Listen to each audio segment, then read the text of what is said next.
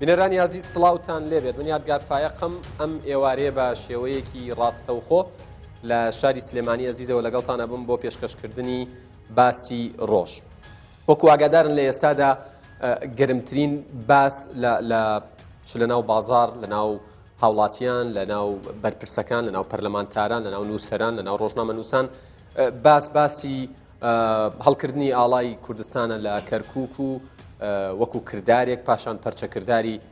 پەرلەمانی عێراق بە تایبەت تورکمانەکان بەرامبەر بەم هەنگاوە و ڕیفراندۆم و سەردانی شاندی هەرێمی کوردستان بۆ بەغدا و تێبینیەکان لەسەر شاندەکە و هەندێک ڕاهەیە پێی وایە ئەڵێمە نوێنەرایەتی تەواوی کوردستان ناکە، هەندێک ئەڵێ نوێنەرایەتی هەموو کوردەکە. ڕای جیاواز هەیە لەسەر ئەم پرسانە. من بەستمانە بزانین کە ئەم پرسانە بەکوێ ئەگەن و چۆن کورد وەکو ڕابردوو نەکات بەدەستکەوتەوە لێ بێتە دەرەوە، نەوەک دیسانەوە وەکو وترێ لە نێوان کەوانەیە کە بکرێتەوە بە برا بچووک و بە کۆمەڵێک دەستکەوتی سادە و ساکار و ئەوەی پێوترێت دەستکەوتی کورتمەودا، نەک دوورمەودا و استراتیژی و مستەقبەلی لێ بێتە دەرەوە. زۆر قسە هەیە ئەوە تا بینین تورکیا بۆ نمونە بە تویتەرەوە نەوەستاون و لەسەر ئاستی فەرمی و بەیان نامە دژی ئەم هەنگاوە قسەیان کردووە لە عێراق لە ئێران بە شێوەیەک لە شێوەکان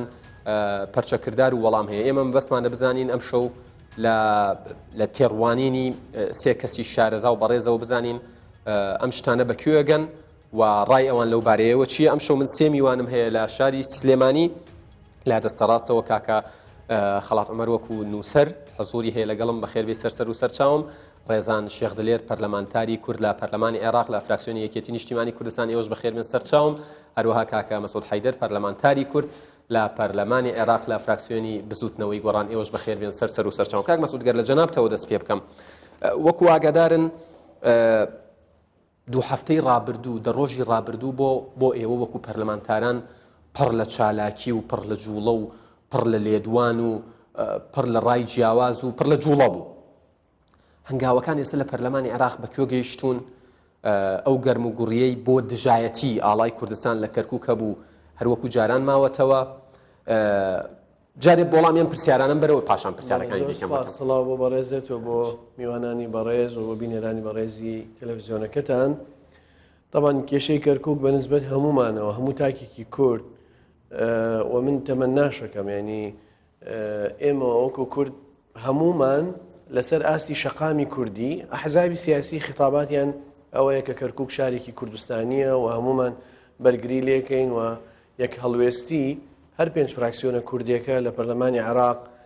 دەلالەتی ئەوەیە کە ئێمە هەمیشە ئاڵا و خاک و ئامانجەنەتەوایەتی و نیشتیمانەکان کۆمانەکاتەوە ئەبێ کۆمان بکاتەوە و تەمەناکەم لەسەر ئاستی شەقامی کوردیشە بە هەمان ئاراستە بێ و با بڵێن ئەم لە دژی ئەو لا قسەنەکە ئەم لە سیاسەتی ئەو لا مزایدات نەزانێەوە پێچاوانەکەیەوە. و طبعا عێراق کەرکووک بۆ خۆی بە گرنگە زانێ، وەکو ئێمە شۆکو کورد لە سە ساڵی ڕابردووە خەباتمان بۆی کردووە و چەندین شۆڕش کراوە بە قوربانی شاری کەرکووک. ئێستا کەرکووک بە عەمەلی بەدەستی کوردەوەیە، لەلایەن کوردەوە پارێزگاریە کرێ، هێزی پێشمەرگەی کوردستانی پارێزێ و ئیدارەی شارەکە توانین بڵێن ئیدارەی کوردیە هاوبەشی تێدایە. من ئومێدەوارم ئەنجومەنی پارێزگای کەرکووک و ئیدارەی کەرکووک و بەڕێز پارێزگاری کەرکووک فعلەن ئەو هاوسەنگیە بپارێزێکە لە ناو کەرکووکە هەیە، هەموو پێکهاتە ڕەسەنەکانی شاری کەرکووک مافەکانیان پارێزراو بێ و هەست بە مەغدووری نەکەن. ئەوە زۆر گرنگە چونکە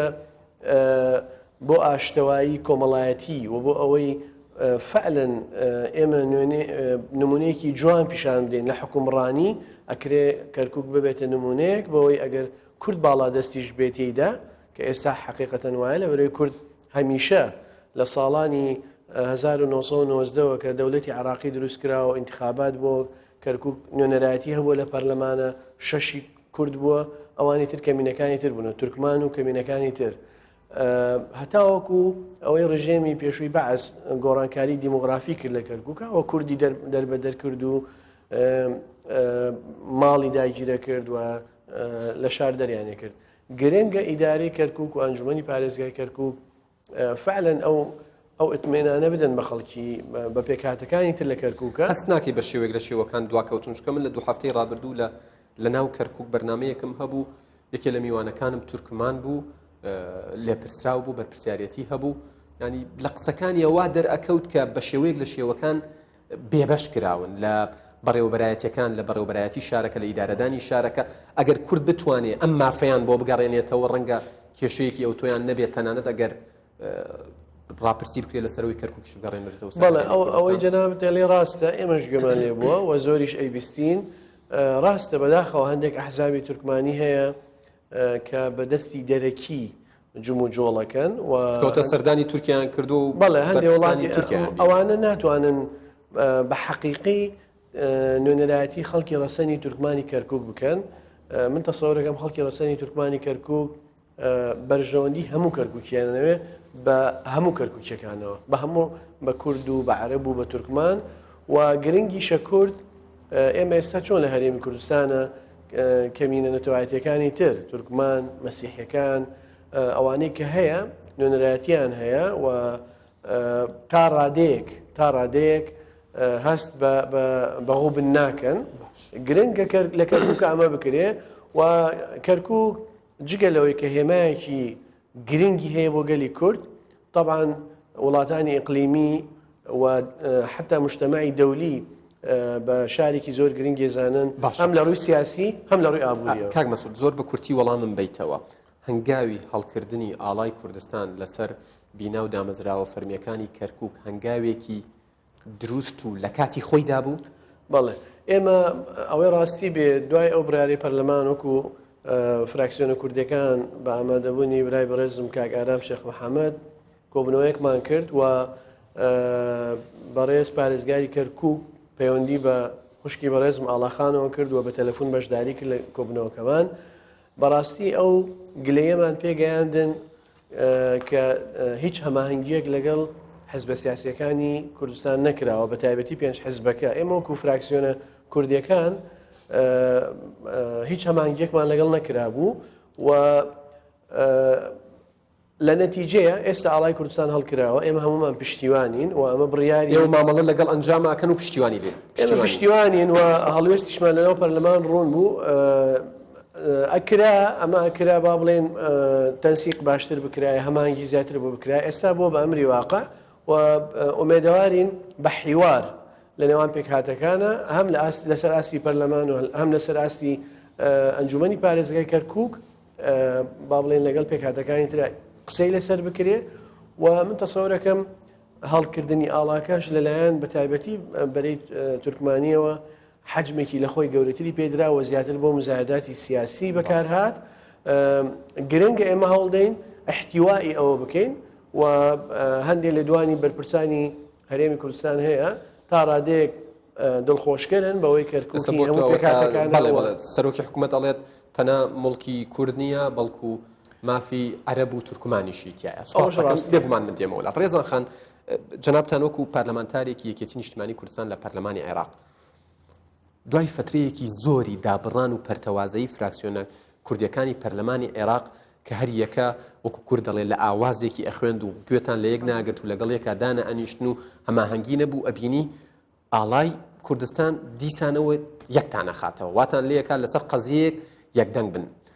پێت وایە ئەم هەنگاوە گرنگیەکەی لەکوێیە و چۆن لەناو هەرێمی کوردستان تەوزیف بکرێت بۆ بەرژەوەندی هاوڵاتیانی هەرێمی کوردستان و بۆی لایەنەکان جارێکی تر پێکەوە یەکدەنگ بن هیچ نەبێ لەسەر وەکووانی پیانە وترێت بەرژەوەندی و بەها باڵاکان. دەست خۆش بۆ بەرنامەکە و سڵاو ڕێزم بۆ هەموو بینەرانی کەناڵی 24. ئەتوانم منەوە بڵێم کە کاتێک هەر بابەتێک ئەگاتە سەر مەسەلەی نەتەوایەتی کە ئەویش هەڵکردنی ئاڵای کوردستان بێ مافی خۆمانە و هەمومانە بێ ڕێزی لێ بگەین و هەمووشمان ئەوە مافێکی خۆمانە لێرە ئەگەر هەرچەند ئێمە ناکۆکیشمان هەبێ بەڵام مەسەلەکان کە مەسەلەیەکی نەتەوایەتی بێ هەمومان بە تەکیدی یەک ڕێزین ئەو بووکە بینیمان چۆن ئێمە هەرچەنە هەندێک لایەنەکان ئەگەر بڵێن ئاگاداریش نەبووین بەڵام لە کاتێکا کە لەبەرەوەی لەسەر ئاڵای کوردستان بۆ مەسەلەیەکی نەتەوەی بوو یەک ڕێز بووین. ئەمە تەمە ناکەم ئەمەی کە ئێمە لە بەم شێوەیە لەسەر بابەتی ئاڵا لە ناو عێراقا ئێمە یەکمان گرت و لە ئێستا یەک دەنگین لەسەر هەموو بابەتەکانی تریش بەو شێوە بێ. یەکەم کارکە ئێمە تەمەنایەکەین وەکو کوت لە کوردستانیەکان یەکەم داواکاریمانەوە بێ کە پەرلەمانی کوردستان کارا بکرێتەوە، چونکە کاتێک کە پەرلەمانی کوردستان کارا کرایەوە تۆ کاتە داخوازیەکانی گەلی کورد ئەم داخوازی تاکی کورد چییە بۆ ناو پەرلەمانی، چونکە لە ئێستاە تۆ پەرلەمانێکت نییە کە تا بزانی ئەم هەموو کێشە و ناکۆکیە هەیە لە ناو هەرێمی کوردستانە و کێشەکان ڕەنگە ئەوەندە قورسیژ نەبن، کێشەکان زۆربیان پەیوەندی بەوەیە کە تۆ پەرلەمانێکت نییە. پێت بۆچی لە ئێستاە ناتوانرێت پەرلەمان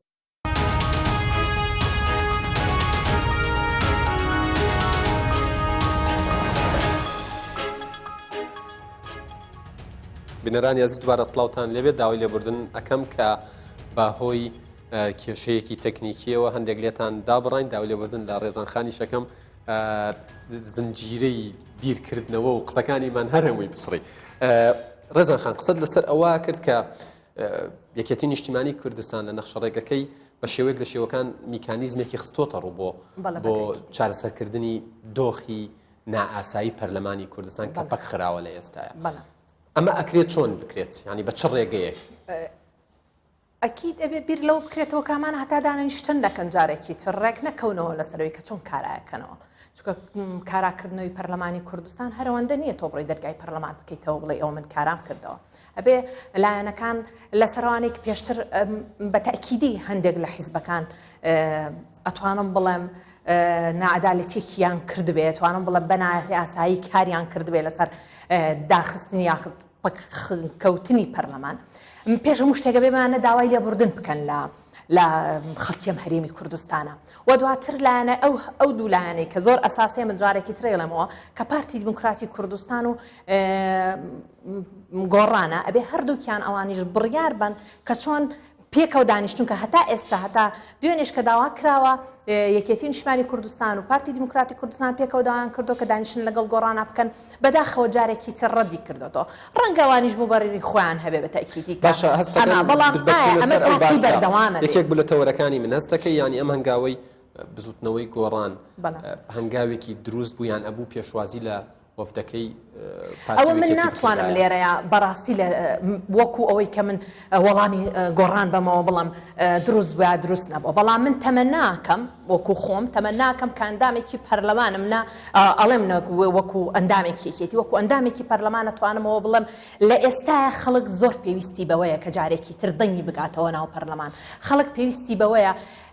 لە ناو پەرلەمانە دەنگۆیەک هەبوو لە ئێستا هیچ جێگایەک نییە تەنها ئەم کەناڵانە نەبێ ئەگەر کەسێکتیایە باس لە معاناتی خەڵکەکەی بکات لەبەر تۆ پێویستت بەوەی لەبەرەوە ئەبێ ئەویش تەصحیبا بە هەندێک هەردوو بە تەکیدی خۆی پارتی دیموکراتی کوردستان ئەتوانم بڵێم ئەو سەبەبی کێشەکان بۆ لە ئەساسا ئەو بۆ بە سەبەبیەوەی کە پەرلەمانی داخستەوە ئەویش مبەرری خۆی هەبوو بەرامبەر بە گۆڕان و گۆڕانیش لە ئێستاە هەردووکیان ئەتوانن جارێکی تر دانیشتن بکەن بۆ ئەوەی بتوانن لە ناو پەرلەمانە کێشەکانیان چارەسەرکەنەوە. ئەگەر ئەو کێشانەیە باسەکەین کێشەی یاسایی بۆ با لە ناو پەرلەماناتوان ئەو ئیتیلافێکی ئێستا ئێمە باسەکەین ئەو ئیتیلافانە باجارێکی تر لە پەرلەمانە بکەینەوە. لەبەرەوە من بەڕای من ئێستا کە ئێمە باز لە عێراقەکەین کە باز لە پەرلەمانەکەین لەگەڵ هەموو ئەمانەیە کە کێشەیەک ڕۆیە تۆ یعنی وەکو نەتەوەی کورد سەیرەکەی هەموو کوت لە کوردیەکان هاوڕان لەسەر مەسەلە نەتەوایەتیەکان وەکو پەرلەمانتارانی کورد لە بەغا بۆچی توانە هەیمەنەی خۆتان نازانم هەژمونی خۆتان دەسەڵاتی خۆتان هێزی خۆتان هێزی معنەوی باسەکەم بۆ بەکاری ناهێنن من ئەمەوێ ڕاشکاوی ئاڵاتیان بێتاقەت ئەتوانم من یەک شتت پێ بەڵام لەبەرەوەی حیزبە کوردیانە گرنگیان بە پەرلەمان نەیاوە ئەندامی مەکتەبی سیاسی ئەوەی بەلایەوە گرنگ نەبێ پەرلەمانە بۆ نمونە من ئەگەر هەر لە ئێستاە باسی لێ بکەم کە ئاگوێ لە پەرلەمانتارانەگرن ئەم وەفدەی کە سەردانی بەغدا ئەکا قسەی لەگەڵ پەرلەمانتاران سپاسەکەم من دێمەوە لات بۆەوەی زۆر بەشڕی لەگەڵ جەنابی کاک مەسعودە قسە لەسەر ئەو مەسەلەیە بکەم. سپاس دەکەم ڕێزان خان. کاک خەڵات ئێوەی نووسەران و ئەوانەی چاودێری وەزعەکەکەن ڕەنگە هەندێک جار بێهیوا و بێتاقەتیش بن. ئەمەی ئێستا ئەگوزەرێ لە هەرێمی کوردستان لە مەسەلەی هەڵکردنی ئاڵا لە کەرکووک و ئەوەی بڵین کوتلەی تورکمانی لە پەرلەمانی عێراق و دەنگدان دژی بەوە و پاشان هەندێک مەسەلە و تەداخلی تورکیا و داواکاری تورکیا لە ئێران کە تەداخل بکات هەموو ئەم مەسەلانە چی ئەتوانین لێ هەڵبکڕێنین ئەتوانین چی لێ بخوێنینەوە کاک یادگار بەڕێی من کوردستان لەسەر ینی لە ڕێگایەکە لە قۆناغێکایە قۆناغی هەنگاونانایە بۆ ئەوەی بگا بە هەندێ لەو خەونانی کە بە درێژی تاریخی کورد هەوڵی بۆ داوە یاخود ئایا سەقفەکەی چەنەبێ کەم یا زۆر گرنگەوەی لە قۆناغێکایە لەسەر ئاستی دەوروبەر لەسەر ئاستی دنیا وەزعێکی زۆر باشی هەیە ڕەنگە بڵێم وەزعێکی نمونەیە لەسەر ئاستی دنیاکە لە هیچ قۆناغێکا بەم دەرەجەیە کورد علاقاتی سیاسی و ئەوانەی نەبووە ناوبانگی نێودەوڵەتی باشی نەبووە پەیوەندی باشی نەبووە بەڵام کێشەکە بەڕاستی کێشە سەرچەکە لە ناوخۆدایەوە بەڕاستیش هەموو جارێ قەزەی کوردی ئەوەی کە تێکی داوە وەزعی ناوخۆیی بۆ و ڕێنەکەوتنی هێزە سیاسیەکان بووە و ڕێنەکەوتنی کارێکتەرەکان بۆ لە ئیدارەدانی سیاسەتە گشتێکەدا لەبەرەوە پێم وایە ئەم دووفاە لە وەزعی ناوخۆ وەزعی دەرەشی پێم وایە یەشیان زۆر لە ئاستێکی نزمدا یەشیان زۆر لە ئاستێکی بەرزدایە کاری سیاسی جددی کە بەڕاستی وەک خوشکەژ وتی سیاسەکانی ئێمە طبعاً ئەوانە نین کە لە مؤسساتە شەرعیەکانی وڵاتان ئەم مۆدێلی کوردستان لە دنیای نیە هەچ کەسەی لەلامێ لەسەر گردێ دانیشتووە و یەکێ لەسەر شاخێ دانیشتووە کۆمەڵی پەرلەمانتارە نێرێ و قەراریشی پێ نادرێت بەداخەوە لەسەرەوەی لە نەوەتەکان دۆخی پەرلەمان بەرپرسی باڵاتری تیا بوو تاوە بەڵێ ئەم مۆدێلی کە لە کوردستان هەیە بەڕاستی ئەبێت چاوی پیا بخشێنرێتەوە دیوادارم لە هەڵبژاردنێکی ترا سیاسیەکانی ئێمە ئەوەندە خۆیان بە گەورە نەزان و بێنە ناو شوێنە شەرعی مؤسسەتە شەرعیەکان یعنی بەڕاستی ئێستا کە هێزێک دیعای ئەوەکە پەرلەمان گرنگ نییە بەڕاستی وایە گرنگ نییە لەبەرەوەی کارکتەرە سیاسیەکان هەمویان لە دەرەوەی پەرلەمانن یعنی ببوو لە کارکتەری سیاسی مەبەستمەوەی ئەوەی بڕیار بەدەستە و شتی مەسیریەکە بەڵێ ئەم مۆدێلە بەڕاستی هیوادارم لە داهاتووە ینی چاوی پیا بخێنرێتەوە ئەگەر ئەم عقلێتە حیزبێ زۆر تەسکە دووبارە نەکرێتەوە خاڵیشتر ئەوەیە بەڕاستی مەسلەی هەڵکردنی ئاڵا پێم وایە بەدابڕان لە هەموو شتەکانی تر مەسلحەتی لە پشتە بێگومان شەڕی بزنسمەنی گەورەی تایە بەڵام لە کۆتاییە شتێکی سمپلیشی گەورەیە یعنی تۆ ئاڵای کوردستان لە کەرکووکە هەڵکرێ مەدلولێکی سیاسی گەورەی هەیە من پێم وایە لە شوێنێکی تریش وتم کەرکووک ساڵی 92 کە ڕزگارمان کرد یعنی شتێکی ڕەمزی بوو بۆ بە هەموو عەرەبمان و تا دنیا ئەگەر بۆ ڕۆژێکیش بێ ینی خاچی کوردستانە کەرکووک لە هەفتایە کە نیوەی کەرکووک ئەدرا شتێکی گرنگە پێم وایە مەڵگرتنی ئاڵایش یەکێکە لەو خاڵە گرنگانە ڕاستە ئێمە لەبەر ململانەی حیزباتی و ئەوانە ڕەنگە نیگەران بین بەهۆی وەزعی نالەباری سیاسیەوە بەڵام بە لەسەرەوەی کاخەڵات قسەیەکی لەسەرەوەی استراتیژیەتی سیاسەتکردنی کورد لەمەی کەرکووک بە شێوەیەک لە شێوەکان گۆڕانکاری بەسەرداهاتوە بۆ نمونە جاران کورد هەنگاوێکی ئەناو بەرگری لەو هەنگاوەیە کرد ئێستا کورد ئاڵا هەڵ ئەکا لە دوای 7 ڕۆژ ڕاستە و خۆ دێت پرسی ئەنجامدانی ینی دەنگدانێک لە ناو ئەنجومەنی پارێزگا بۆ گەڕانەوە و ڕیفراندۆم بۆ گەڕانەوەی کەرکووک بۆ سەر کوردستان واتە کورد ئێستا بینی لە قۆناغی هێرشایە تورکمانەکان عەرەبەکانە بینی لە قۆناغی بەرگریان ڕەنگە ئێستا سەقفی داواکاریەکانن بەرز بوو بێتەوە بۆ ئەوی ئاڵاکە بێن نەخوارەوە کە ڕەنگە ئەمە ژۆک و خۆ دامەژت پێدا شتێکی سمبڵی ئاڵاکەش بێتە خوارەوە گرنگ دەستکەوتەکانن لە پاڵ ئەم ئاڵایە هەستەکەی ئەمە جۆرێکی سیاسەتی نوێیە و ئەبێ بەردەوام بن لێی یان ئەبێ چی بکرێت من پێم وایە کاک یادگار یعنی لەسەر ئاستی دەرەوەی لەو خاڵانی کە ئێستا مەسلەی ڕیفراندۆمی ئەوروژێنرە یاخود مەسلەی ئاڵا یاخود باسی کیانی سەربەخۆی کوردیەکەیە یعنی جۆرێ لە پشتیوانی نێودەوڵەتی زامن کراوە ناڵم یعنی لە سەدا بەڵام جۆرێ لە پشتیوانی هەیە بۆیە ئەم حرەکانە یعنی ئەبینی ئەنێستەکەی هەنگاوی هەڕەمەکی و بێبەرنامە پێم وایە هەنگاوی هەرەمەکی و بێبەرنامە نییە بەڵام وەک گوتم ئەوەی کە بێبەرنامەی و فەوزایەکەی وەزعی ناوخۆی کوردستانە بەڕاستی ئیدارەدانی چونکە سەیری کە تۆ ڕیفراندۆمەکەی ئەگەر یا هەر هەنگاوەکە ئەینی لە سیاقی ڕاستی خۆیان نەبێ یعنی ناگاتە دەرەنجام یعنی ئێستا ئەگەر بەم حاڵەتەوە ئێمە بچینە ڕیفراندۆم و قوتێکی قانونی و یاسایی نەبێ دەستگایەکی شەرعی کە نوێنەرایەتی هەموو کوردستان بکە بڕیاری لێبدا ڕەنگە بەڕاستی نەبێتە پرسێکی نیشتیمانی لەسەر ئاستی ژیان و دەرەوە چاودێری نەکرێت یعنی ڕەنگە بەڕاستی نەبێت ببێ بە پرسێکی حیزبی بەحد مەسەرەن من لە ڕقی تۆ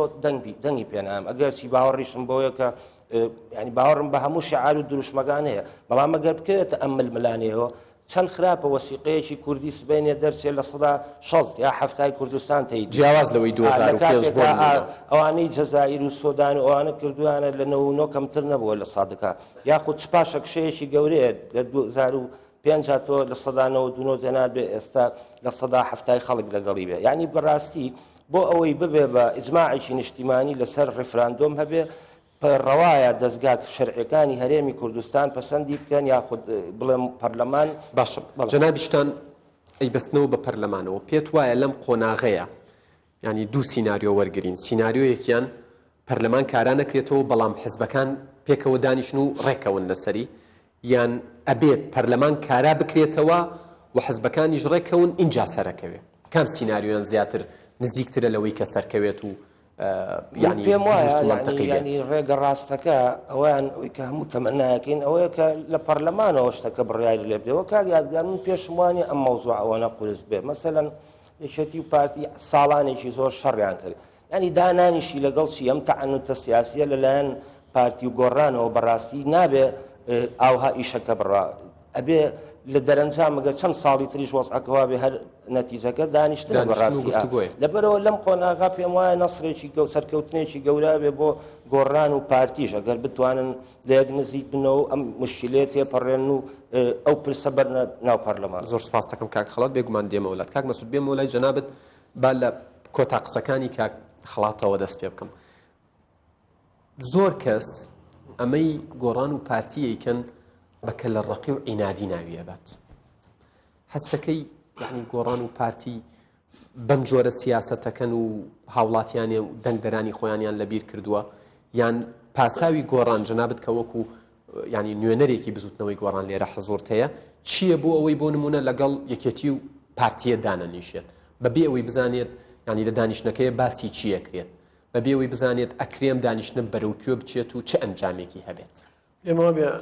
ئاخر دانیشتن کە داواکرا دابنیشن پەیوەندی بە بەشداریکردن بوو لە وەفدێک کە چۆتە بەغدا و پەیوەندی بۆ مناقشەکردنی ئەو ئستفتا و ئەوانەوە هەیە هەموو حزبە سیاسیەکانی کوردستان و هەموو تاکێکی کورد طموحی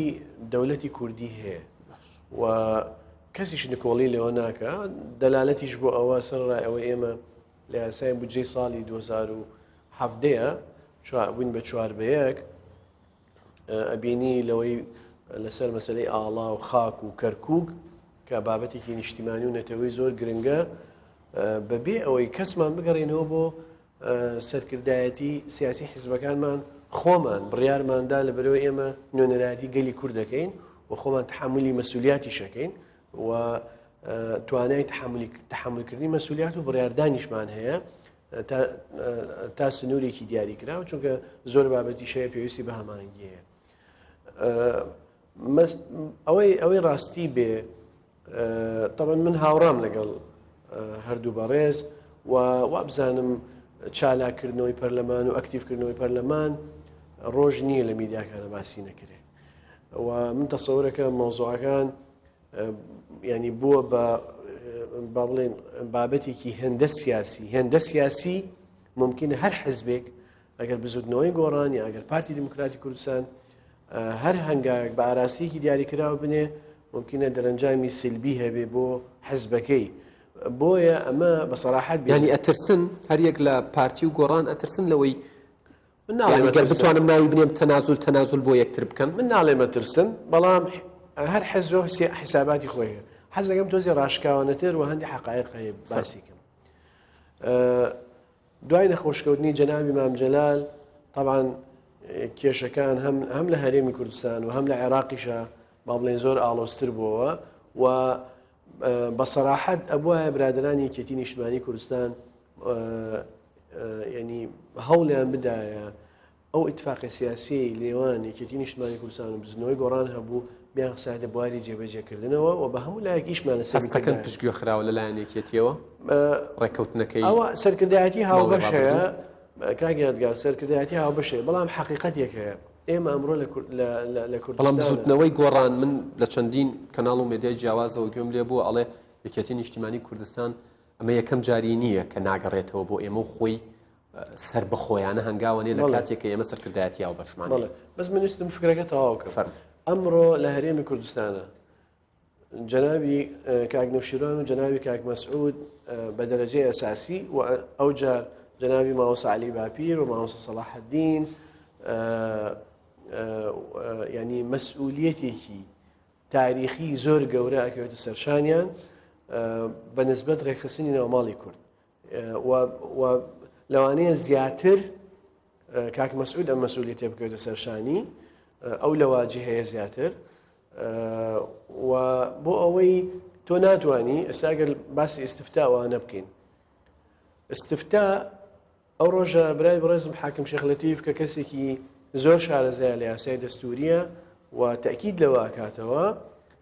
بەبێ بوونی یاسایەک بۆ ئیستفتا تۆ ناتوانانی ئیستفتا بکەی ئەمە دەلالەتی ئەوەیە ئەگەر تۆ ئیستفتای شت کرد احتیمالە قیمەتێکی قانونی زۆری نەبێ بەڵام ممکنە قیمەتێکی معنەوی و سیاسی هەبێ و ئاماژەیەک بێ مەسیجێک بێ بۆ عێراق بۆ وڵاتانی ناوچەکە بۆ مجتەماعی دەولی باشە کە گەلی جەناب ئاماژەت بەوە داوتت مەسەلەی پەرلەمانی کوردستان مەسەلەیەکی سیاسی ڕەهایە گەر مەسەلەیەکی سیاسی ڕەهایە کراوە بە سیاسی و ئەبێ بە سیاسەتی چارەسەر بکرێت بۆوترێ و تەنانەت بزوتنەوەی گۆڕانیش بڕیاری داوە کە مەسەلەکان بەهێزی چەک چارەسەر نەکە هەر ئەبێ بە گفتوگۆ و بە دیالۆگ بێت هەر هەمویان متفقن لەسەر ئەمە بۆچی دانانیشن چارەسەری بکەن یعنی بۆ ئەوەی نازانم ێستا بینەر بە دیارێمەوە دانیشتۆ زۆر باڕاشکاو بین لەگەڵیانە یعنی ئەوەندە قورسە دانیشن چارەسەری بکەن ینی هێندە قورسە مەسەلەکە یان لە پشتی پەردەوە شتی تر ئەگوزارێت و کەس ئاگای لێ نییە و بۆیە ینی بزوتنەوەی گۆڕان بە مەسەلەی جەنابی دکتۆر یوسف پەردەپۆشیەکات و پارتی دیموکراتی کوردستانیش بە مەسەلەی سەرۆکایەتی هەرێم پەردەپۆشیەکات ینی ئەمە وایە خۆی ڕبط کراوە بە یەکتریەوە ئێمە من خۆم شخصی تەمە نامەکرد ئەو مبادرەی کاک مەسعود فعلا ینی ئیشی لەسەر بکرا و بچواتە باری جێبەجێکردن بەڵام پارتی ئەڵێت ئەم مبادرەیە وتەبێژی فەرمی پارتی من ینی لە چەند شوێن بیستومە کە پارتی تەنازولی یاخود کشاوەتەوە لەم پەیامەی جەنابی کاک مەسعود بەڵام من گوێم لێ بۆ ئەڵێ ئێمە لەسەر قسەی خۆمانین و لە پەیامەکەی جەنابی کاک مەسعودیش پێشمان نەبووینەتەوە ئەو جا شتێکی زۆر باشە مهمە ئەمە ڕنگدانەوەی هەبێت لەسەر ئەرزی واقع لەبەرەوەی هەموو ئەم بەڕێزانەی کە من ئاماژەم پێیان کرد و هەموو ئەو بەڕێزانەی کە بەرپرسن لە بڕیاردان لە ناو حیزبەکانە کە هەموو ژیانی خۆیان بەڕاستی تەرخان کردو بۆ خزمەتکردنی خەباتی گەلی کورد ئەمڕۆ مەسئولیەتێکی تاریخی یەکەوێتە سەرشانیان بۆ ئەوەی ناوماڵی کورد ڕێک بخەنەوە کەسی یەکەمی پارتە سیاسەکان مەبەستت بە دەرەجەی ئەساسی ئەوان و دوای ئەوە ئەندام مەکتەب سیاسیەکان و با بڵێن کەسە دیارەکانی مجتەماعی کوردی کە لەناو حیزبەکانە بڕیاریان بەدەستە لەبەرەوەی لەم قۆناغا ئێمە پێویستمان بەوە هەیە فعلا ناوماڵی کورد ڕێکخین بەڵام بە شێوەیەک لە شێوەکان کەسی یەکەمی پارتە سیاسەکان لە گۆڕۆپانەکە غایبن و کەسانی تر شاندی تر نوێنەرایەتی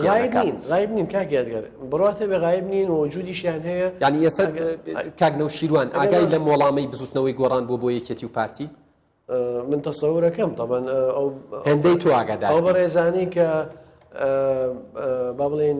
بزوتنەوەی گۆڕان بەڕێوەبن جواتی نیشتیمانی و جواتی گشتی و با بڵێن ئەو نخبەیە کە بزوتنەوەی گۆڕان بەڕێوە بن ئەوەی بەعربی پێڵێن المخەضرەمون وەقاڵبوون لەناو بەڵێ ئەوەی من بزانم پەیوەندیان بە کاک نەوشیروانەوە هەیە ڕۆژانە و ئاگاداری هەموو ڕووداوەکانی هەرێمی کوردستان باشە کاک نەوشیروان بۆچی بە شێوەیەکی ڕاستەوە خۆ ناگەڕێتەوە خۆی ینی لە ناو دۆخەکە بێت و باری تەندروستی ئەمە شتێکی شاراوە نیەوە زۆر طبیعیشە من پێم وایە هەموو تەبێژی بزوتنەوەی گۆڕانیش بە سەراحەت باسی کردەوە تەندروستی وا خوازەیە کە فترەیەک لە نەقاها بێ لە سراحەتا بێ شتێکی زۆر طبیعیە هەروەکو خۆی جارێکیان لیان پرسیوە ئەوەی من بستم من چیتەوە تو بینە خۆشی پیریمە ئەمە شتێکی زۆر طبیعیە بەڵام ئەمڕۆ مەسئولیەتێکی گەورە لەسەر شانی یعنی من زۆر تاکیدم کردەوە لەسەر هەستەکەیە بێت گەرم و گوڕتر بێنە پێشەوە هەمویان ئەزانی مبادرە لای جەنابی کاک مەسعودەوەی بە سەراحەت و پێویستیشە ئێمە ینی هەر کاک مەسعود خۆی بڵێ پەرلەمان چالاک بکرێتەوە لەبەرێ پەرلەمان مؤسسەیەکی شەرعیە پەرلەمان شەرعیەت ئەدا بە هەر هەنگاوێک بۆ گەڕانەوەی کەرکووک یا ناوچەکانی تری کوردستان کە لە دەرەوەی سنووری هەرێمن بۆ سەر کوردستان پەرلەمان شەرعیەت ئەدا بەوەی کە ئستفتا بکرێت لە هەرێمی کوردستانە پەرلەمان ئەبێتە محورێکی زۆر بەهێز بۆ بەرگریکردن لە هەر هەنگاوێکی استراتیژی نەتەوەیی کورد کە بینێ ئێمە بێ ینی من ئێستا بەڕاستی پێم خۆشە زیاترەکو پەرلەمانتارێکی کورد لە عێراقا قسە بکەم و بەشانازیشەوە هەڵسوراوێکی گۆڕانم بەڵام ئەم قۆناغی کورد ینی با بڵێن فەرزێکا لەسەر هەر هەمومان کە زۆر بە بەرپرسیارەتیەوە تعامل بکەین لێدوان بدەین قوربانیش بدرێت لە پێناوێ قوربانیش بدەین زۆر سپاس دەکەم ڕێزان خان لەوێ قسەکانم پێت بڕی کە باسی ئەو شاندەی هەرێمی کوردستانت کرد بۆ بەغدا ئێوە تا چەند ئاگاداری هەنگاوەکانی ئەم شاندن لە بەغدا هێندەی واگەدارن کیان بینی و ئەجێندای کاریان بەنیازن باسی چی بکەن ینی تا چەند پرس بە ئێوە کراوە تا چەندە ڕاو بۆ چونتان وەرگیراوە کە ئێوە لە ناو بەغان ئێوە زیاتر لە هەموو کەس ئاگاداری دۆ منەتوانم پێ معلوماتم ئەتوانم منەوەت پێ بڵم بە هیچ شێوەیەک هەرێمی کوردستان جارێکتر شێڵێمەوە حیزبە سیاسیەکان ئەتیبار ناکەن بۆ پەرلەمان و ئەتیبار ناکەن بۆ وەزیرەکانیان کە لە بەغدان و ئەتیبار ناکەن بۆ ئەندامانی پەرلەمانیان کە لە کوردستانایە ئەو واقعەکە هەتا بەم شێوەیەش کار بکەن بڕوا بکەن یعنی ئەوەیە ڕۆژ بە ڕۆژ ئەوان هەر خطوەیەکەکەن فەشەلی لە دوایەوە هەر خطوەیەکەن پاڵپشتەکانیان کەمە بۆ نمونە کاتێکە نەخشە ڕێگای یەکێتی نیشتیمانی کوردستان لەگەڵ پارتی دیموکراتی کوردستان بۆ دواتر بۆ لایەنەکان بڕیاریان ناوە یەکەم بڕیاریانەوە بۆ کە وەکوتم جارێکی تر بڕیار لەسەرەوە درراوە کە پەرلەمان کارا بکرێتەوە وەکو یەکێتی ئەمە بەرنامەی ئێمە بووە دواتر لە ناو دانیشتنە ئەندامێکی مەکتەبی سیاسی بەرامبەر ئەڵێ ئێمە بۆ پرسی ڕفراندۆم ئەمە گرنگە بۆ ئەوی کەبینەرانایە بۆ پرسی ڕفراندۆم بۆ سەربەخۆیی هەرێمی کوردستان بۆ سەربەخۆیی دەوڵەتی کوردی ئێمە پێویستمان بە کارەکردنەوەی پەرلەمان نییە ئەگەر ڕۆژێک لە ڕۆژان ئەم ئەندامانەی مەکتەبی سیاسی لە ڕووی یاساییەوە هەستەکەی لە ڕووی یاساییەوە جەنابەت کەمافناسی ئاساییە بەبێ پەرلەمان ناکرێت ئاسایی نییە بە هیچ شێوەیەک ئاسایی نییە چونکە هەموو ئەم بڕیارانە ئەبێ بڕیار لە ناو پەرلەمانە بە یاسا دەربچێ لە ناو پەرلەمان بەڵام هەندێک لەو بەڕێزانە لەبەرێ لە دەسەڵاتی جێبەجێکردن نابوون هەمیشە دەسەڵاتی جێبەجێکردن دژی دەسەڵاتی یاسادانان بووە ئێستاش ئەو کەسانە کە خۆیان لە حیزباکارەکەن ئەمە بە دەرەجە دوو دانێن یعنی کەسانێک نین کە ئەوان گرنگی پێبن ئەم قیادانەی کورد هەتا ئێستاوە ئەزانن بەس تەنها بڕیارەکانی ئەوانە بێ بچێتە سەر و ئەو بڕیار و بۆچوونانەی کە خۆیان هەیەە ئەو ئەندامانەی مەکتەبی سیاسی و سەرکردایەتی بڕیارەیەن ئەمە قورسە لێرەوە من تەمەناکەم گوێ بگرن لەوەی کە هەتا ئێستا کە نەیانتوانێت دۆخی ئەم هەرێمە چارەسەرکەن تەنها بۆ ئەفکارە بیرتەسکی خۆیان کە لەناو خۆیان کاریان کردو نەگەڕاونەتەوە بۆ کەسانی تر بۆ نمونە چەنەها ئێمە ئەتوانم بڵێم ڕاگەیاندکاری باشمان هەیە ئەتوانم بڵێم ڕۆژنامەنووسی باشمان هەیە پەرلەمانتاری باشمان ئەمە پێویستی ئەم دۆخە و چارەسەرکردنی ئەم دۆخە ئەم حیزبە سیاسیانە ئەگەر بە خۆیان نەیانتوانی و فەشەلیان هێناوە ئەوە تا چەندێک دانیشتنیان کردو هەر ئێستا ئەم وەفدە کە ڕۆشتووە سەردانی کردووە ئەگەر لە من پرسی ئایا وەفدێکی حکوومەتی هەرێمی کوردستانە ئەگەر من ڕاست گۆم من پێدەڵم نەخێر وەفدێکی دوو حیزبە بەڵام سەردانەکان سەردانێکی هەڵە نییە وەکو دوو حیزب جارێکی تر لە بەرەوەی کێشە ئەتوانن بڕۆن سەر بەڵام وەکو ئەوەی کە ڕای حیزبە سیاسیەکانیان وەرگرت بێ و بەڕاستی وەکو وەفدێکی حکوومەتی هەرێمی کوردستان بالابم وەفدێکی حیزبی ئەم حیزبانەی کە لەناو ئەم هەرێمان و وەفدەکانی تیابێ کۆبنگ بن لەسەر تۆکو چۆن کاڵم مەسەلەیەگەی مەسەلەی نەتەوایەتیە بۆ نمونە لەسەر کێشەی ئاڵایە هەموو متتەفقین لەسەر ئیستیفتایە هەمووی متتەفقە بۆ پێکەوە دانیشتنێکیان نەکرد ئەوەندە بە پەلەبوون بۆی بگەنە ئەوێ بەم دوو ڕۆژە یعنی هیچ مەجالێکی تیانە بوو ئەوەندە پەلەبوون یعنی ئەگەر ڕۆژێک دوایان پخستایە حیزبەکانی تر بۆ نمونە جارێک بۆ نمونە هەست ناکەن وەڵامی بۆ نمونە بە دیاری کراوی کۆمەڵ و یەکگرتو و شۆک و بزوتنەوەی گۆڕانە بوو بەر لەوەی ینی ئەم شاندە سەردانیان بکات ئەوان دەڵێن ئێمە نامانەوێت لەسەر پرسێکی وا لەگەڵیان دانیشین هەمان وەڵام ناتوانن ئەگەر ئەوە بخرێتە ئێستا لەسەر تەلەڤیزۆنەکان ئەم وەفدا بڵێ ئێمە داوامان لە بزوتنەوەی گۆڕان کردووە، داوامان لە یەکگرتو کردووە، داوامان لە کۆمەڵ کردووە، لە سۆشیالیست کردووە کە ئێمە لەسەر پرسی ئاڵای هەرێمی ئاڵای کوردستان و لەسەر پرسی سربەخۆیی کوردستان ئەچینە بەغدا. کامیان نەتوانن بڵێن نەخێر، هیچ کامیان ناتوانن بڵێن نەخێر، چونکە ئەوە پرسێکی نەتەوەییە. بەڵام ئەمە قورسەکەوات لێکە بە ڕۆژانە کێشەکان قورستر بکە. لە کاتێک کە تۆ حیزبەکانی تر ئێمالەکەی، کاتێک پێ تڵی پەرلەمان من کاران ناکەمەوە، پێویستم بە پەرلەمان نییە، ئەمە وات لێکە هاونیشتیمانیەکە و هاوڵاتیەکانن لە دژی تۆ بوەستن. لەبەر ئەمە هەڵەکانیانە من تەمە ناکەم ئەم هەڵانە دووبارە نەکەنەوە، چونکە بە دووبارەکردنەوەی ئەم هەڵانە زیانێکی ترە بەو دوو حیزبە. ئەوەکو وتم ئێستا من بە حیزبەکەی خۆمەوە من بەپێی نەخشە ڕێگاکەی داوای کاراکردنەوە بەچی بەدانیشتن لەگەڵ لایەنەکانە. هەتا ئێستا گۆڕان هاوپەیمانی ئێمەیە و لایەنە سیاسەکانی تر ئێمە ئەبێ ئەو دەورەمان هەبێ وەکو یەکێتی دەوری بێلایەنی و دەوری حیوار دەورە ببینێ تا ئەم ساتە توانم بڵم بەس تەنها لەسەر مەسەلەی ئیستیفتا و لەسەر مەسەلەی ئاڵای کوردستان توانیوێتی ئەم دەورە ببینێ، بەڵام بۆ کاراکردنەوەی پەرلەمان نەیتوانیەوە، بۆ نزیکردنەوەی نزیکردنەوەی حیزبەکان و بۆ چارەسەرکردنی کێشەکانی ناو، چونکە کێشەی هەموو ئەم سەرکردانی ئێمە ئەگەر بچنە دەرەوە ئاڵای هەرێمی کوردستان و فەرشی سووریشیان بۆ داخرێ، با زۆر باش بزانن ئەگەر لە ناو هەرێمەکەیە کۆک نەبێت، پەرلەمانێکی نەبێت، حکوومەتێکی کارانە بێت،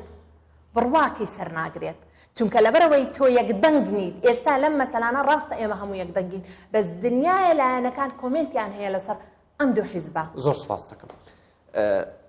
کاک خەڵات بێمەوە لای جەنابەت. من لە بەرنامەکەمە لە وێنە گەورەکە و پرسیارم کرد کە بۆچی پەرلەمانتارانی تورکمان بە 7 نەفەرەوە توانیوان پرۆژە بڕیارێکی وا وەکو خۆشتان ئاماژەی پێن زۆر بە خێرایی بە شێوەیەکی دوور لە ینی پەیڕەوی ناوخۆی پەرلەمانیش ئەو خاڵانەی هەیە کە ئەبێ بەسەر پرۆژە یاسایەکە جێبەجێ بکرێ ئەخرێتە دەنگدانەوە. باشە، بەڵام پەرلەمانتارانی کورد ینی قسە لەسەرەوەیە ژمارەیان 50-60 ئەوە نەبووە، نەیانتوانی و هەنگاوێکی وا بنێن. با من پرسیارەکەم لەو ڕووەوە بکەم، هەست ئەکرێت عەرەبی عێراق بە سوننە و شیعەوە و بە تورکمانەکانیشەوە بە شێوەیەک لە شێوەکان بۆ کورد لە بۆ سەدان.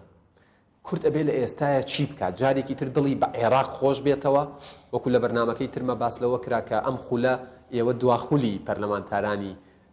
خولی ماڵاوایی و خواحافیزی بن لە عێراق. بەڵێ ئێوە بچنە مێژوو وەکو دوایین خول، یان ئەبێت کورد هەر جارێ باوەش بە عێراق بکات و هەرچی هەنگاوێکش بنێ بە عێراق تێیپەڕێنێت و بەو فلتەرەیە بڕۆ. کاک یادگارزانی کێشەکە ئەنی ئێستا ئێمە کە باس مەسەن لە تەفعیلکردنی پەرلەمانێکین وەکو خاترانە بۆ گۆڕان نایڵێن بەڕاستی باش. لەبەرەوەی وەزعێک هاتۆتە ئاراوە، تۆ ئەگەر لە شوێنێک لە دامەزراوەیەکی شەرعی وەسیقەیەکت نەبێ ئەم سەر و ئەو سەری شتەکانت سەر ئێستا چی ڕوویاوە؟ یەکێ دەڵێ ڕفراندۆمەگەین بە سەربەخۆیی جارێ ناکەین، یەکێڵێ سەربەخۆیەکەین، یەکێڵێ دەوڵەت دانین. یعنی بۆیە ئەم مەوزوعانە ئێستا بووە بە شتێکی حیزبی، بۆیە ترسی شتەیە بەڕاستی ئەم مەسەلەیە دیعایەک بێ بۆ هەڵبژاردنیش. ڕاستە کەیسە گەورەکە خۆی هەیە، قەزەی هەڵبەتی پێش وەخت بێ. یعنی مەبەستم کە تۆ وەسیقەیەک نەبێ نووسرا بێ بڵێ ئەمە وا ئەکرێ، ئەوە سنوورەتی، ئەو سەرێتی، ئەمە ئەولایەتی، ئەوەیە نازانی یعنی بەڕاستی ئەم فەوزایە. لەبەرەوە ئێستا یەکێکێتە بەغا تەسریحەیە بەویستی خۆی بەینی حیزبەکەی، یەکێکی تر بە عەکسی ئەوە ئەڵێ، یعنی نازانی سیر کرد. ئێستا خطابێکی تر بڵاوبۆتەوە ئەڵێ ڕفراندۆمەکەین بەڵام جارێ سەربەخۆیی ناکەین. جاگەر ئەوە بێ خەڵک بۆچی ئەوە ڕفراندۆمێک حازر هەیە و لە سەدانەوەی کوردەنگی پیا و زۆر شەرعیش بۆ لە سایی دەوڵەتی عێراقیشینی کردو، وەسیقەیەکە لە ناو دۆکۆمنتەکانی دەوڵەتی عێراقی معتەرەفە. ئەگەر بۆ ئەوە ینی ئەگەر یاسایەک نەبێ ئەمانە تهدید بکە خەڵک بەرچاو ڕۆشن بێت، هەم ئیجماعی نیشتیمانی لەسەر نابێ، هەم ئەبێ بە کارتێکی سیاسی گۆڕان بە نەوعێ بەکارێنێ، یەکێتی بە نەوعێ بەکارێنێ. بۆیە ئەوەی مەطلوبە ئەوەی ئێمە داوایەکەین وەک هاوڵاتی وەک خەڵکی بێلایەن ئەوەیە ئەم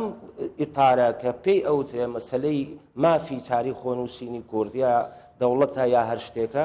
لە چوارچێوەیەکی یاسایی یا لە وەسیقەیەکە تهدید بکرێت بۆ ئەوی خەڵک بزانێ بەرچاوڕوون بێ و بۆ ئەوەی کۆدەنجێکی گشتی نیشتیمانیشی لەسەر بێت ینی ئەو کات هەر لایەنێکیش نەهاتە پێشەوە لێی بە شێوەیە لە شێوەکان ڕەنگە لەلایەن دەنگدەری خۆشیەوە دژی بوەستنەوە بۆ کاک مەسعود ئاماژەی پێدا بزوتنەوەی گۆڕان دژی دەوڵەت و سربەخۆی و کیانێکی سربەخۆ نییە و هیچ پارتێکی سیاسیش بە ئاشکرا ئاماژەی بەوە نەداوە کەواتە ئەبێت چی بکرێ بۆی بگەین بەمەنجامە ئەمن پێم وایە کەس دژی نییە بەڵام ئەگەر مەسەلەکە هاتە ململانەی سیاسی و یعنی ئەسقانشکانی یەکتر بەڕاستی زۆر کەس دژی ئەبێ ینی خەڵکێک ئەبێ ڕەتی کاتەوە ئەگەر هی من بێ مەسەن لە ڕقی تۆ ڕەتیەکەنی هەستەکەی گومانێک هەیە بەرامبەر بە هەنگاوەکان بۆیە لایەنەکانیش زانی چۆنی من سەیریکە هەموو شتەکە کە ئەڵێمەوە ینی بۆ ئەوەیە لە خەمی سەرخستنی پرۆسەکایە ینی بەڕاستیمە مەسەلاوە نییە ئێستا کێشەیەک هەیە لە پەرلەمان تۆ بڵێ ئەمە خەتای ئەوەیە خەتای ئەو نییە ئەگەر ئەم شتانە بەیەکەوە چاک نەکرێ من ینی پێم وایە ئەو ڕیفراندۆمە ڕەنگە بێ بە وەسیقەیەکی سلبی نەک ئیجابی بۆ قەزەی کوردی لەبەرەوە ئەگەر ئەوانەی خەمخۆری ئەم پرۆسەیەن کە ناوی سربەخۆیە ناوی ڕیفراندۆمە ناوی دروستکردنی دەوڵەتە ئەگەر ئەم خەونە گەورەیان هەیە یعنی چی کاراکردنەوەی پەرلەمانێک قورسترە لە یعنی دەوڵەتەکە قورسترەیەک دروستکرد بەکار بەگەڕستەوەی پەرلەمانێک ئەگەر ئەم خەونە گەورەیە هەیە بەڕاستی ئەمە تەنازولاتی لەم ڕێگا تەنازولات نییە بەڕاستی ئیشێکی زۆر گەورەیە ئیشێکی گۆڕان هەر هەنگاوی هەر قوربانیەکیش بن لەو پێناوەیان پێم وایە شەنازی و بەدەستکەوت خۆیانە بێنێت بەڵێ چونکە نابێ خۆیان لەم موقیفە تاریخیان خۆیان بکەن بە سەبەبی ئەوەی کە ئەم وەزع ئاوا لێ بێت سپاس دەکەم کاک خەڵات تقریبا 2 خولەکم ماوە هەوڵەیەم ینی 3 قسەتان وەرگرم ئەزانم کاتەکە کەمە کاک مەسعود پێم خۆشە لە دەمی خۆتەوە ئەوە بۆ بینە ڕوون بکەیتەوە قسەیەکەیە لەناو خەڵکە ئەوترێت بەڕێز کاگارامی شێخ محەممەد ئەیتوانی ڤیتۆی هەبێت لەسەر دەنگدانەکە بەڵام نەیکردەوە قسەیەکشەیە کە ئەوترێت هەر پەرلەمان سەرۆکی پەرلەمان خۆی بەمەبەست کارێکی کردووە کە بەسەر ئەویشە و بەسەر ئێوە شاتێپەڕێت وەکو پەرلەمانتارانی ئەمە چۆن بوو زۆر بە کورتی شەڵتریەکەم وانە لەبەرەوەی سەرۆکی پەرلەمان کەسێکی قانونیە و 8 ساڵەندان پەرلەمان بووە و زۆر شارەزای پەیڕۆی ناوخۆی پەرلەمانە و بە پێی مادەی 37 تعاملی لەگەڵ ئەم بابەتە کردووە لە جلسەی پێشووترە هەروکو پەیڕۆی ناوخۆ ئاماژەی پێ کردووە بەڵێ خستی مناقەشە دوای خست پەیڕۆی ناوخۆش ئەماڵێ واڵێ سەلاحیاتی سەرۆکی پەرلەمانە کەبی خاتە دەنگدانەوە نانە بۆ تەجیلکردنی و تعامل پێکردنی تەجیلکردنەکەیش بەڵام بۆ خستنە ینی سەرەوەی پادشەوەرەکانی بۆ کراوە لە فەقەرەی سێمە لە مادەی 37 ئاماژە بەوەکە کە سەرۆکی پەرلەمان دوای ئەوەی کە تەجیلی کردووە ئەتوانێ بیخاتە دەنگدانەوە بەڵام حقیقەتێک هەیە من ئەوە ئەخەمە سەر ئەستۆی پەرلەمانتارانی کورد بۆ ئێمە هەر نەڵین ئێمە هەر باشین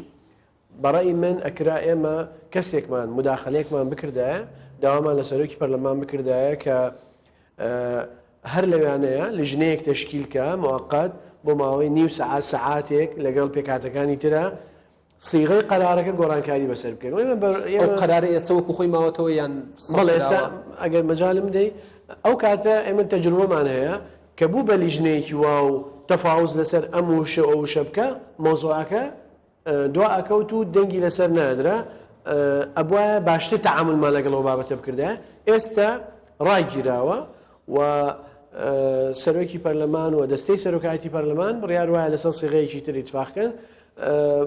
ینی لە نەتیجەیە زۆرمان من بەڕای شخصی خۆم لە نەتیجەیە بڕواناکەم ئەو قەرارەی پەرلەمان لەسەر ئەرزی واقع بۆ شاری کەرکوو بە نسبەت هەڵکردنی ئاڵاکە هیچ قووەتێکی هەیە بێ و تاسیری زۆر سپاس ڕێزان کاتی پرسیارم نەماوە دوا پەیامی خۆت دوا پەیامی منەوەیە تەمەناکەم سەرانی ئەم هەرێمە بیر لەوە بکەنەوە کە خەڵکەکان کێشە و مەینەتیەکانیان زۆر زۆرە ئەگەر ئەوانیش تەنها بە بۆچوونەکانی خوان و لەسەر ئەم سیلسیلە ئەفکاری خوان بڕۆن بە ڕێگای بەڕاستی خەڵک ئەوەندەی تر لەیان تووڕابێ تەمەناکەم لە کۆتاییە ئەم لایەنە سیاسیانە جارێکی تر بە بڵێکی فراوانەوە لەسەر مێزی گفتوگۆ دانیشن و پەرلەمانی کوردستان بخەنەوەگە و یەک مەسەلەی تریش گرنگ بوو کە من زۆرەوە بیستوە ڕەنگە ئەو بیری چوو کاک مەسعود جوابێنە باز لە ڤیتۆ کرێ ینی ڤیتۆ نییە لە ناو پەرلەمانە مەسەڵەن کاک ئارام چونکە من بۆ حەقەواڵم لە بەرەوەندامێکی پەرلەمان و یاسایم ئەگەر ئەو ڤیتۆی هەبوایە ئەوە یاساکە ناڕۆشت ئەم بابەتە نییە لە ناو پەرلەمانەکەم کا خەڵات دوا پەیامت بۆ پارتە سیاسیەکە بەڕاستی من پێم وایە ئەم پرسا کە پرسی ڕیفراندۆم و سەربەخۆیە نابەرچاو ڕوونیەکی زۆر لە لای خەڵک هەیە خەڵک نەک بە لای خەڵک لای سیاسیەکان هەیە لای ئەندام پەرلەمانەکان سنوورەکەی نازانن پێم وایە بۆی ئیجماعێکی نیشتیمانی لەسەر بێ بخرێتە چوارچێوەیەکی یاساییەوە و سنوورەکانی داری بکرێ و ئامانجەکانی. بەڵێ زۆر سپاس بۆ کاکە خەڵات، ڕێزانخان، کاکە مەسعود، سوپاستانەکەم بۆ کاتێک کە بە ئێمەتان بەخشی، سوپاس بۆ زانیاریانە، سوپاس بۆ ڕاوبۆچوونەکانتان بینەرانی ئازیز. ڕێزی یادگار فایق و تەواوی ئەم ستافە جوان و بەڕێز و ماندوونە ناسە لە شاری سلێمانی و شاری هەولێر قبوڵ بکەن تا بەرنامەیەکی دیکە بەخوای گەورەتان ئەسپێرم. ماڵتان ئاوادان بێت.